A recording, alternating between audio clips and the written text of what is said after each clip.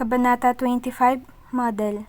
Noong plinano ko ang lahat ng ito, inakala kong sobrang dali lang nito.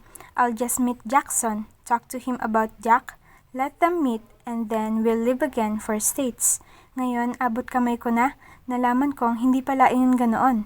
It's a process, and it definitely doesn't revolve just around my son. I have to clear my mind too. I have to condition myself to all the possible things that will happen. I shivered when I thought of Jackson's possible reaction about it. Ang pinaka nakakatakot na sumagi sa isipan ko ay ang pamamaratang sa akin na nagsisinungaling ako. He will think that I'm lying just so I could get him back or so he can forgive me for the past mistakes. I have to be careful. I have to calculate all my moves before I can finally tell him about it. I know that he's angry and he's trying to make fun of me through his offers now. Hindi ko nga lang alam kung ano talaga ang plano niya, pero base naman sa pag-uusap namin pagkatapos ng conference, he won't forgive me easily. He's not hung up with me, he's moved on. He doesn't want to be involved with me romantically, and I'm glad that we're on the same page. Magtitiis na lang ako. Hindi kalaunan, maayos din ito.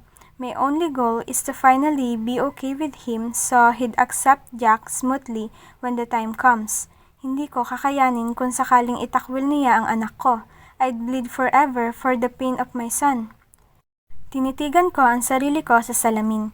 The years and years of prom modeling taught me how to do my own makeup in all occasions.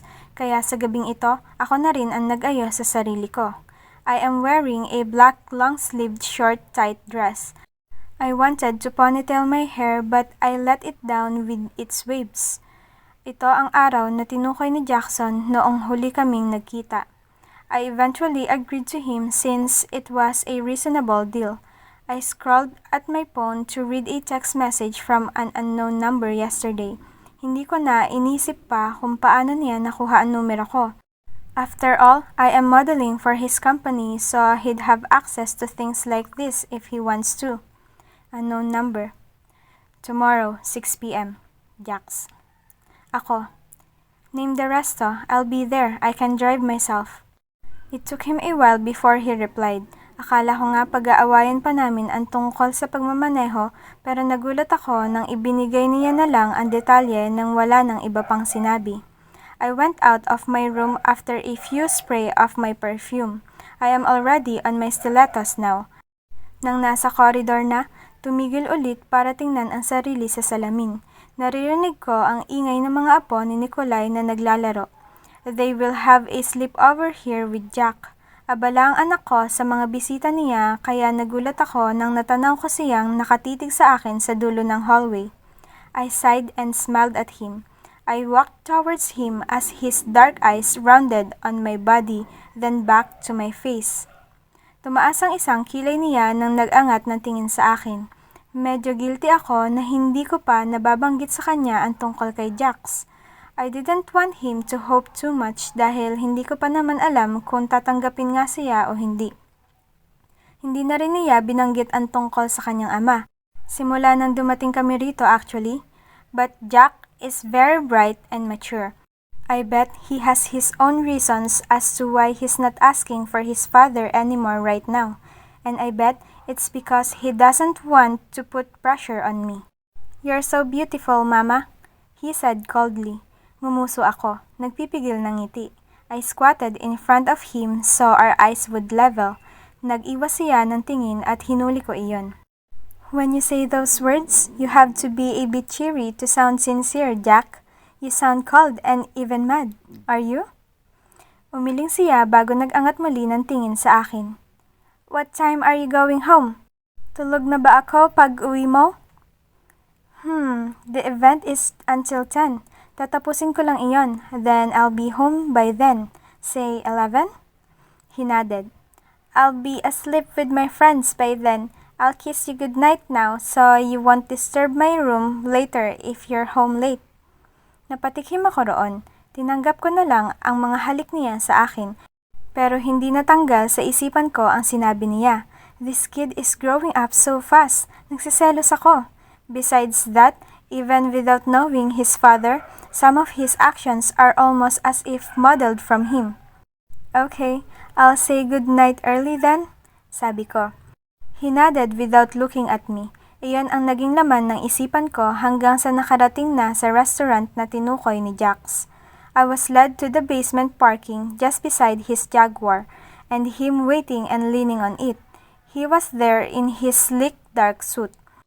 The black well-cut slacks hugged his hips and emphasized his long muscular legs, a faint frown creased on his face. The shadow of the thin stubble on his face emphasized the power that radiated from him like a dark aura.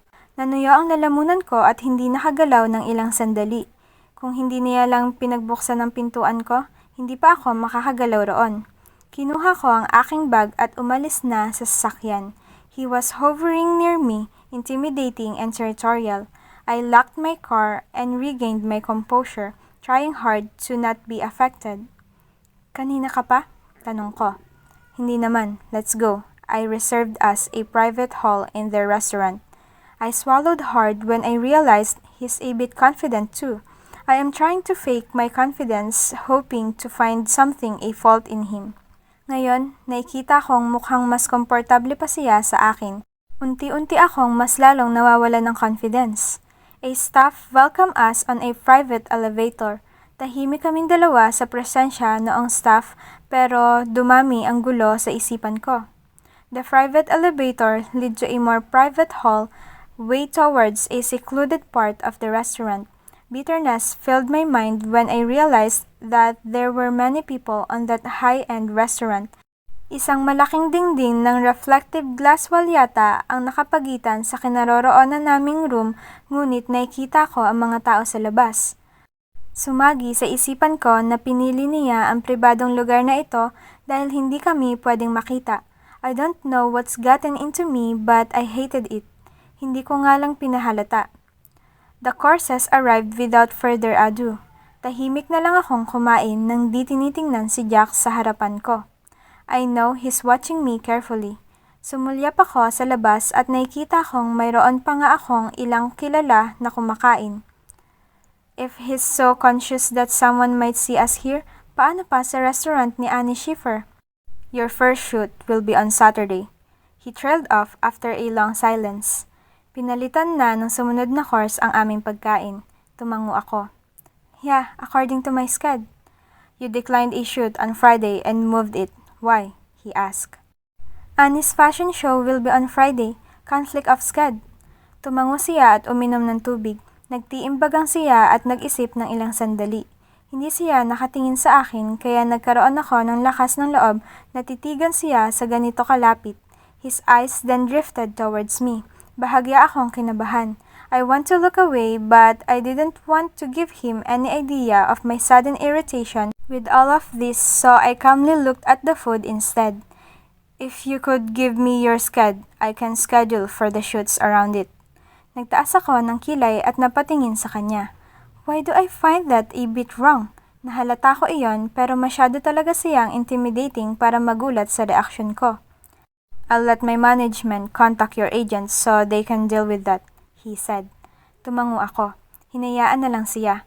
Nagkatinginan kaming dalawa. It was a very tense, long moment. Unti-unting bumilis at lumakas ang tambol ng puso ko hanggang sa iyon na lang ang naririnig ko. I looked away then. Ibinagsak muli ang mga mata sa pagkain samantalang uminom lang ng tubig si Jax. Walang kahirap-hirap sa titigan na iyon.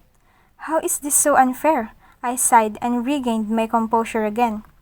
Since the dinner you want is already done here and I have my car with me, huwag mo na akong samahan sa opening ng restaurant ni Annie Schiffer. Matapang kong sinabi. He is now watching me with dark eyes, brows almost in a straight line, and unsmiling lips. He cocked his head to another side, tila ba hindi makapaniwala sa naririnig sa akin. But we agreed to do this all together, he said. There will be a media to cover that. So? Kung ayaw niyang makita kami ng maraming tao, mas lalo naman ako. Like what I said, we're on the same page. Like him, I've moved on. The last thing I want now is for us to be reported as a thing. So? I don't want everyone to think that we're a thing. Nakamove on na tayo pareho kaya dapat wala nang ganoon. but I didn't say that. I stopped my tongue before I could spew so many jabbing words. I need to be calm when we communicate. I have to remember my son and set aside whatever's wrong or whatever is that I am feeling. I just don't wanna be involved or something. Alam mo naman ang media ngayon. Nagkasama lang, may kung ano na agad. Sabi ko, mas kalmado sa naunang dapat na nasabi. His face darkened more. The ruthlessness and menace was etched in every corners. Bumagsak ang tingin niya sa wine glass at uminom muna bago nagsalita.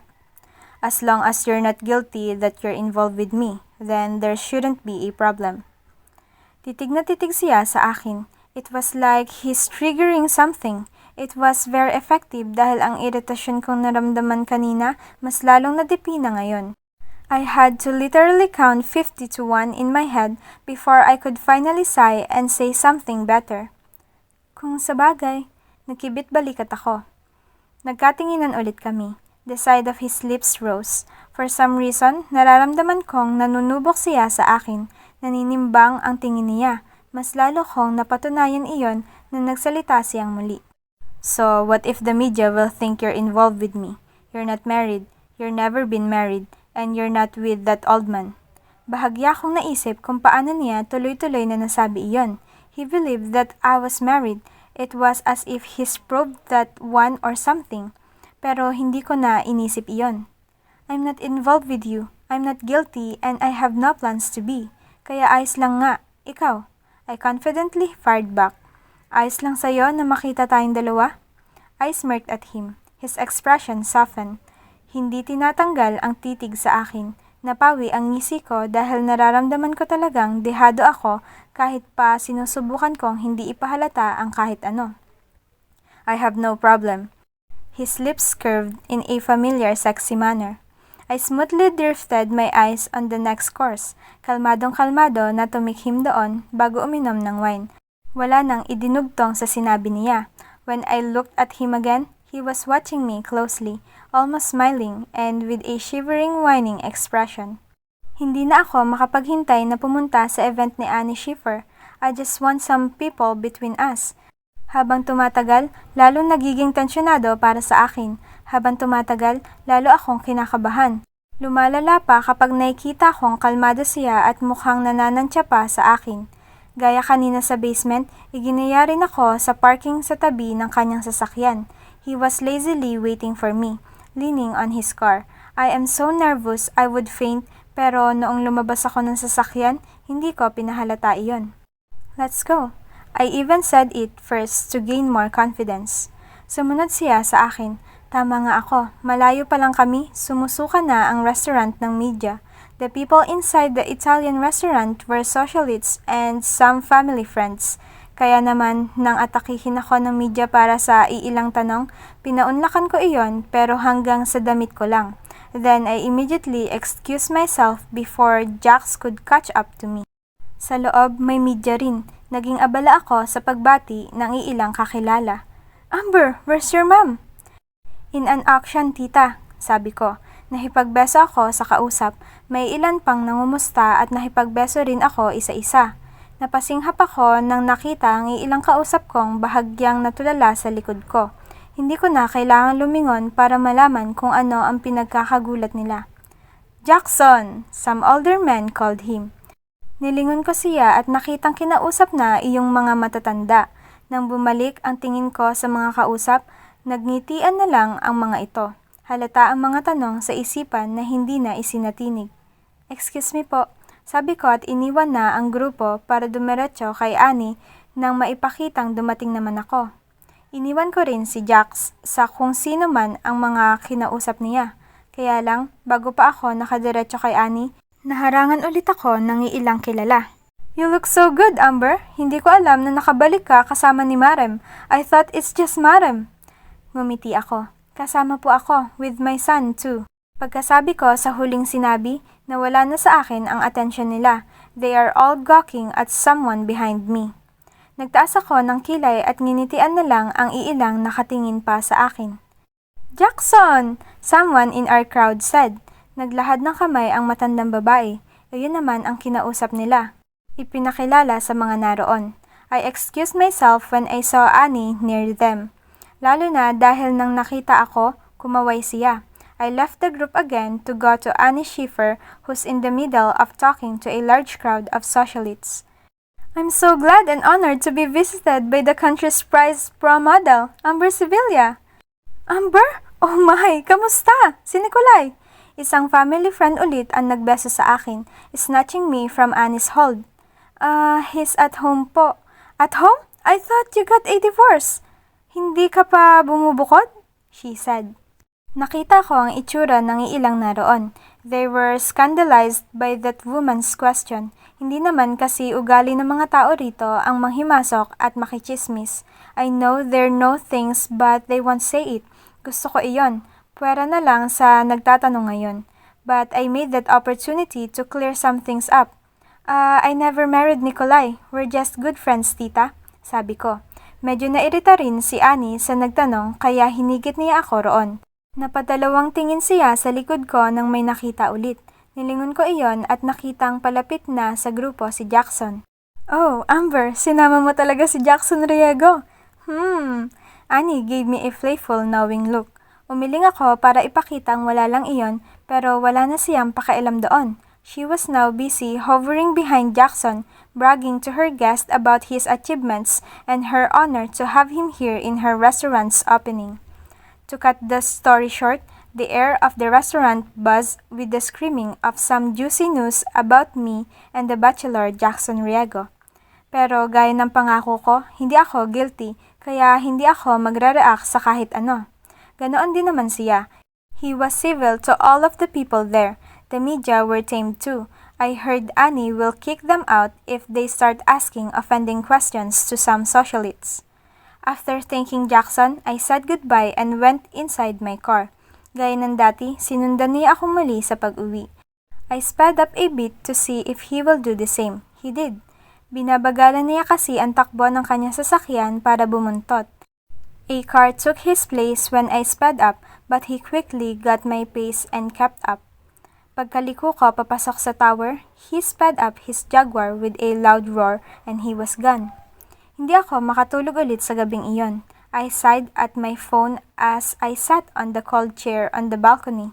Tinawagan ko na lang si Philly na abala sa pagpaparty. Naririnig kong medyo lasing na siya. Ibababa ko sana kanina pero sinabi niya sa aking huwag muna at mag-usap muna kami dahil may nakahalikan siya sa dance floor na hindi niya gusto. Oh, her life. Umiling na lang ako. You know what you should do to clear the rumors? Umalis ka riyan kay Nikolai. Bumili ka ng unit mo. Huwag mo nang tipirin. I know you're not poor, Amber. Compared sa estado mo noon, siguro oo. Pero hindi ako naniniwalang di mo kayang bumili. I sighed. Para saan kasi kung aalis din naman kami ni Jack pagkatapos ng lahat ng ito? Benta mo. You can earn from that. It's not a dead investment. I sighed. Also, you know Papa Jax, I think he's hitting on you. Really? I don't think so. He clearly said, oh, stop being so unassuming, Amber. Sino ba ang ex na makikipagkita ng ganoon? Okay, nakikipagkita nga kasi siya kasi gusto niyang gumanti sa akin. Lame excuse. Hindi ka niyan tatanggapin sa company niya kung maghihiganti nga. Papa Jax is hitting on you. I have no intention to have that kind of relationship again, Philly. Medyo iritado ko nang sinabi. I know, alright. Pero ano ba talaga ang inaayawan mo? Ayaw mo ba ang complete family kayo ni Jack? He's single and not committed to anyone. You are, and you have a son. I don't need a man to raise a son. I don't have to have a husband to be a complete family, and I don't want to be involved with Jax that way again. Pumikit ako at umiling nang naalala ang nakaraan na ayaw kong balikan.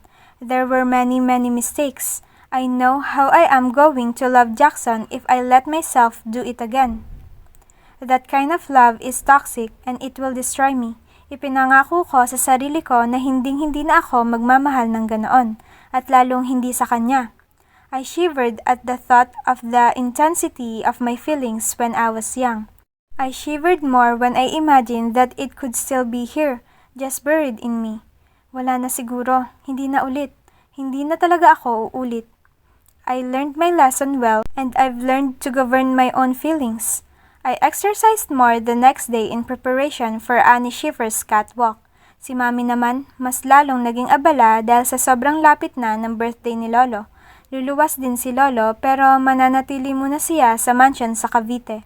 Mami is still grooming the Sevilla mansion in Quezon City because he will then stay there for the duration of the celebration. Lalo na't malapit lang iyon sa isang hotel na property na rin ni Tito Ramos ngayon. Next week na pala ang luwas ni na Snow, alam mo ba? Mami asked while I am doing yoga in front of the Eunice garden. Tumigil ako at nilingon ko siya. Sa huling pag-uusap namin, wala siyang sinabing araw. She only said that it's near. Tumango si Mami. She'll go by plane dahil marami sila. Hindi magcha-chopper. Have some plans to go out with her? Nagpatuloy ako sa yoga. Yap, nagkasundo kami. I have plans to go out with Harper and Philomena too. Baka isabay ko na kung sakali if it's gonna be next week. Oh, Mommy said with a familiar undone rhythm. You know what? I heard that you're seen in Annie Schiffer's restaurant opening with... Tumigil ulit ako para tingnan si Mommy ngayon. She's sporting an evil and offended smile. Mami, wala na akong pakaalam sa kung ano talaga ang plano mo, Amber, kung magkabalikan kayo ng lalaking iyon. I just hope his family won't deny my grandson or else isasama kita sa kamumuhian ko. Napalunok ako roon. Hindi ko maipagkakaila na kahit ako, hindi rin naman sigurado kung kakayanin ko ba kung sakaling itakwil si Jack. I understand Mom's sentiments but she's scaring me so much. I'm scared too, Mom. That's my son. Pero ito ang gusto niya at gagawin ko ang lahat para umayos para sa kanya. What will you do if they won't accept him? Kinagat ko ang labi ko. I'll go back to the States immediately. And Jack? I'll just lie to him, then. I don't know. Bigo kong sinabi. Tumango si Mami. Anger is slowly surfacing on her expression.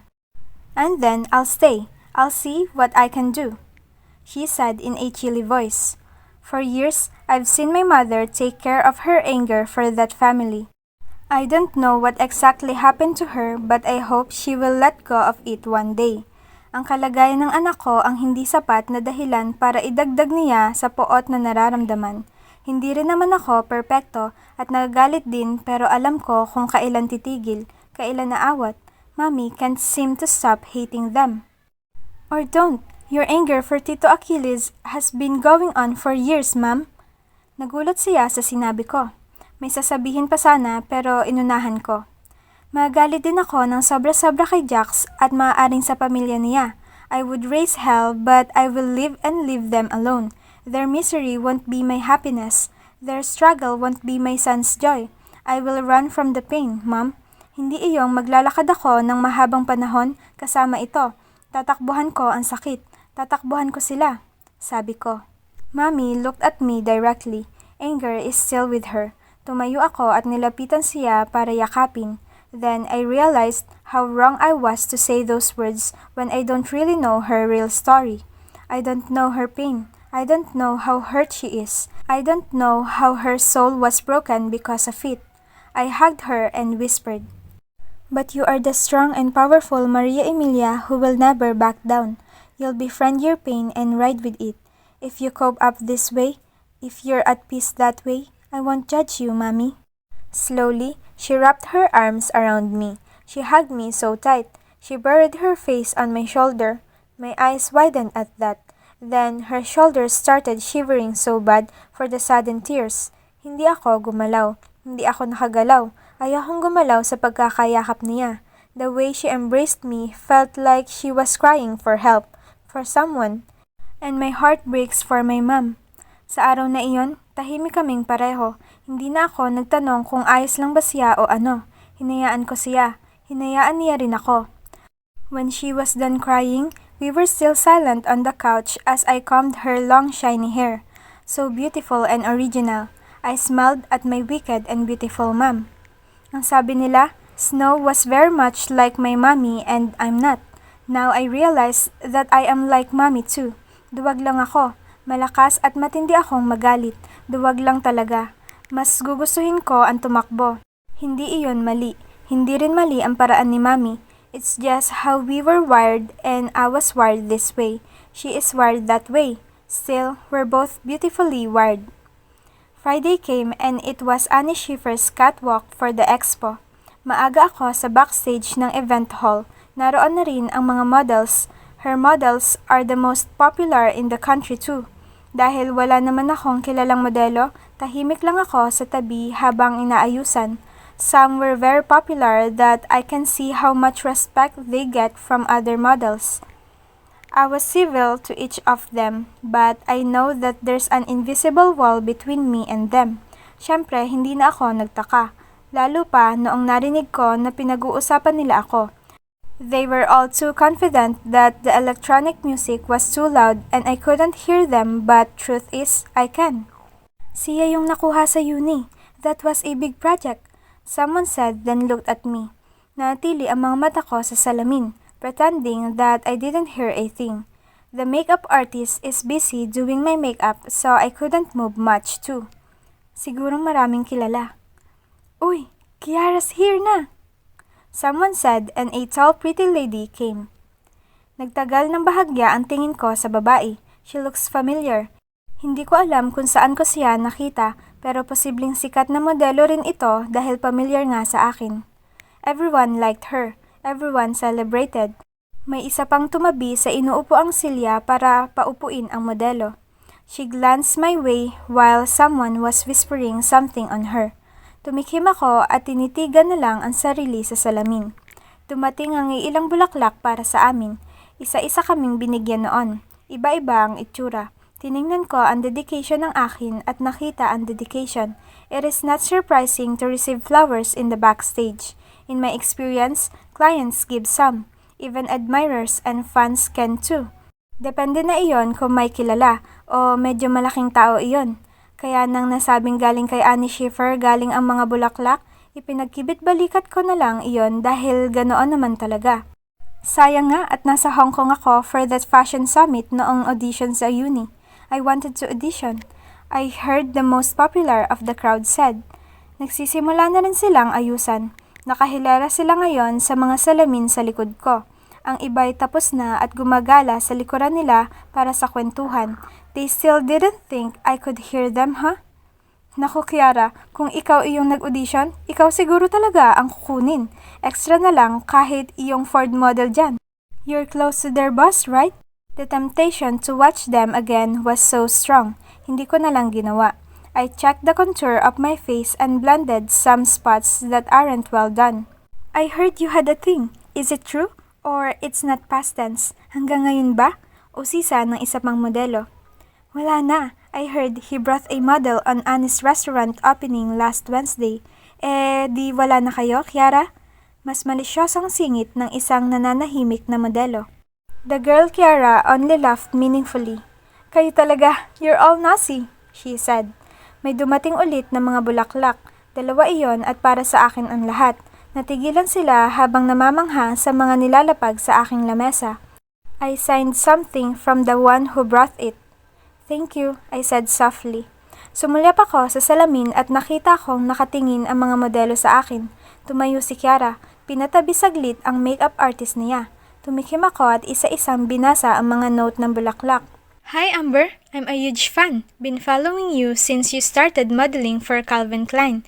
I love your style. I won't be there to watch you for Annie Schiffer's, but I'll wait for videos. Hope to see you soon. Yuri Hidalgo. Oh, from a famous idol and actress.